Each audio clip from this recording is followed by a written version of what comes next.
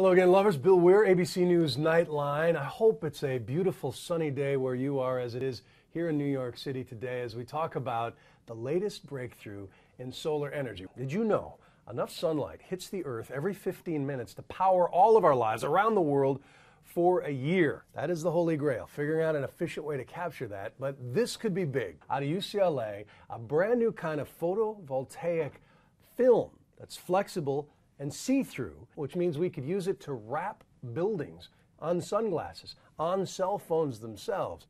This could be big. Professor Yang, Dr. Weiss, good to see both of you. Thank you so much for your time. How are you today? Delighted to be here. So please explain to us the exciting announcement. What is it that you've come up with?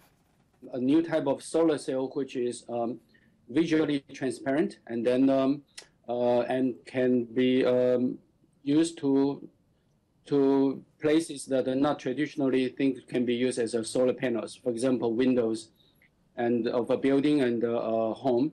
What you guys have come up with is virtually see-through, right? So that's true. Our transmission is 70%, which let me give you a reference point. A typical window is about 80% transmission, so we are not too off. This film doesn't capture visible light as we think of it. It captures something else? Yes, it actually captures some of the UV, but eventually UV also contribute to the degradation of the films. So we might want to block it instead of use it. It's just more useful for us to use the near infrared because there's less damage to the materials by using infrared rather than ultraviolet. The solar spectrum is much more infrared than the UV, and our solar cell intercept the infrared light, so the building will no longer need to air condition so hard. So that's one advantage. Wow, okay, so I get it. I didn't realize that. So it's keeping some of the heat out at the same time capturing those photons, turning them into electricity. Wow. Yeah, that's exactly true. So what are we talking about in terms of efficiency? The efficiency currently we reach between 4 and 5%. And let me give you a reference point. The efficiency of the solar cell of a typical calculator is about 4 to 5%. And then the efficiency on the solar panel on the rooftop is about 16%. What about the cost? Is this expensive to make?